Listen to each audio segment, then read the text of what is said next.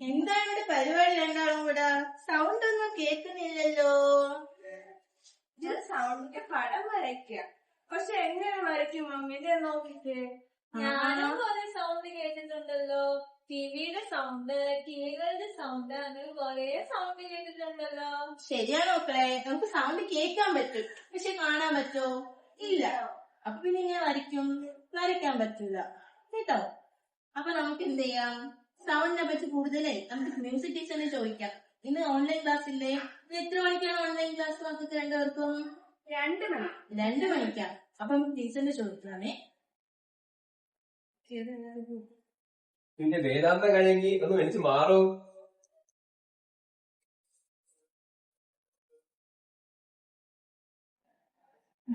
ഒരു വലിയൊരു ശ്രമം തടയാനായിട്ട് എന്തായാലും ജയിൽ അധികൃതർക്ക് ഞാൻ കേരളത്തിലുണ്ട്, തമിഴ് കേരളത്തിലുണ്ട്.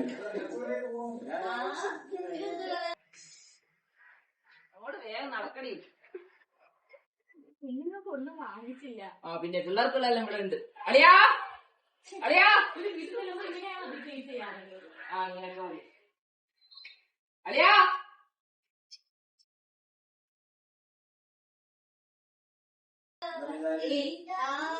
അളിയാ അളിയാ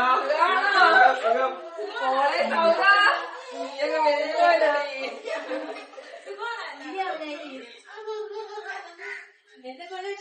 സുഖം തന്നെ. ഓ ഞാൻ ശബ്ദത്തിലുണ്ടാവും. നിനക്കെന്ത് പ്രശ്നം?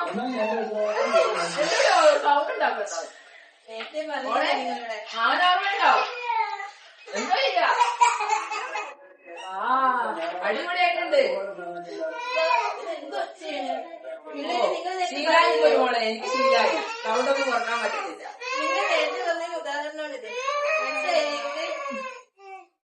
ക്ലാസ് തുടങ്ങാൻ സമയമായി. നിങ്ങളോട് കളിച്ചോണ്ടിരിക്കുന്ന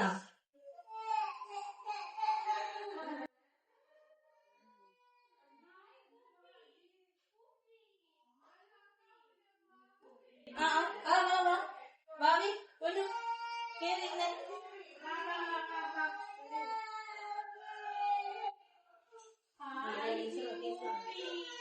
പോകുന്നേ.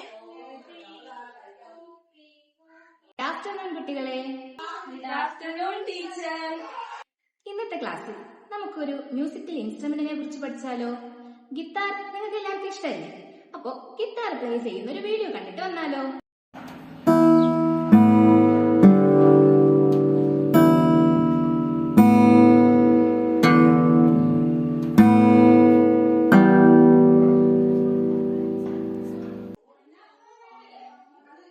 ഈ വീഡിയോയിൽ നിങ്ങൾ എന്താണ് കണ്ടത്?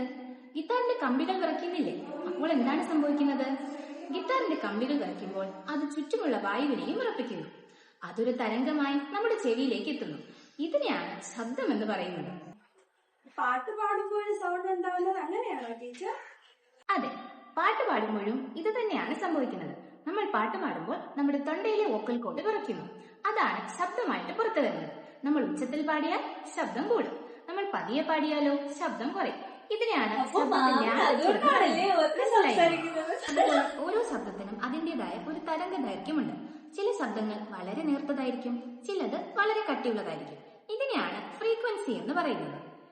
അപ്പോ പലതരം ശബ്ദമുണ്ടാവുന്നത് ഈ വിറയലിന്റെ വ്യത്യാസം കൊണ്ടാണല്ലേ ടീച്ചർ? കൃത്യമായി പറഞ്ഞു പൊന്നു. പക്ഷികളുടെ പാട്ട്, കാറിന്റെ ഹോൺ, മഴയുടെ ശബ്ദം എല്ലാം വ്യത്യസ്ത വിറയലുകളിൽ നിന്നാണ് ഉണ്ടാകുന്നത്. അപ്പോൾ ഇന്നത്തെ ക്ലാസ്സിൽ എന്താണ് ശബ്ദമെന്നും ശബ്ദം എങ്ങനെ ഉണ്ടാകുമെന്നും നമ്മൾ പഠിച്ചു. ഗിത്താറിന്റെ പ്രവർത്തനവും പഠിച്ചു. അപ്പോ ഇന്ന് ഇത്രയും മതി. അടുത്ത ദിവസം ഇതേ സമയം 2 മണിക്ക് നമുക്ക് പിന്നെയും കാണാം. ശരി.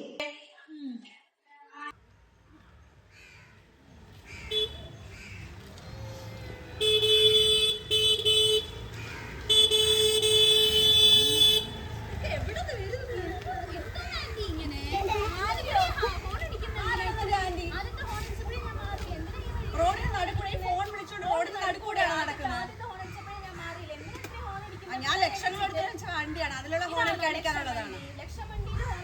റോഡിൽ കൂടെ നടക്കുന്നവരുണ്ടല്ലോ, അത് അവർക്ക് അതെനിക്ക് ബഹളം കേൾക്കുമ്പോൾ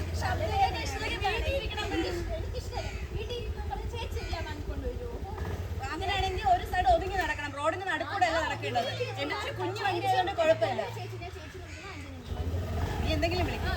റോഡിന് നടുക്കൂടെയാണ്, നിങ്ങൾ കുഞ്ഞു വണ്ടി ആയതുകൊണ്ട് ഓക്കെ.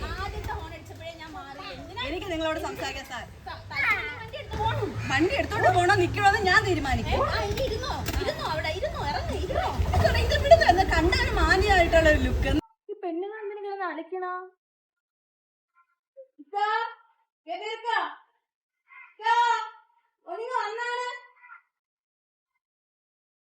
നോക്കിയാണ് അവിടെ എന്താ പ്രശ്നമുണ്ട് രണ്ട് പെണ്ണുങ്ങൾ തമ്മില്. എന്തോ നമ്മൾ ഇടപെടണ്ടായിരുന്നു. വീടിന്റെ ഫ്രണ്ട് നടക്കുന്ന കാണുന്നു. നമുക്ക് പരിചയമില്ലാത്ത നമുക്ക് അതാണ് എത്ര ശബ്ദം ഉണ്ടായിരുന്നു. സത്യം അതിനകത്ത് കാരൊക്കെ എന്തൊക്കെയാ സൗണ്ട് ഉണ്ടാക്കാം. നമ്മളാണ് കേൾക്കേണ്ട കാര്യമില്ല, നമുക്ക് ഇത്ര ഉറക്കമുള്ള ശബ്ദം നമ്മുടെ ആരോഗ്യത്തിന് നല്ലതല്ല. കുറച്ചേരം ഇവിടെ ഇരുന്നിട്ടൊക്കെ ജോലി ചെയ്യാൻ.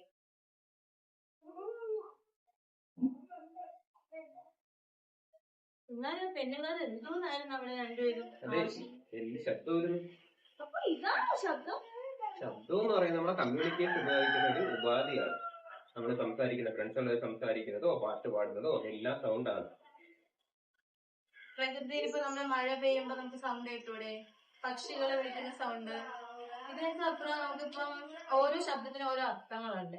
ഇപ്പൊ അമ്മ താരാട്ട് പാടുന്നത്, അതുപോലെ ഇപ്പൊ ഒരു കൂട്ടുകാരി നമ്മുടെ അടുത്ത് ഒരു ആശ്വാസ വാക്ക് പറയുമ്പം ഇതിന് പല അർത്ഥങ്ങളുണ്ട്. ശബ്ദത്തിനെ പറ്റി ഒരുപാട് മനസ്സിലായിരുന്നു. കാണാൻ പറ്റില്ലെങ്കിലും അത് നമ്മുടെ ചുറ്റുമുണ്ട്.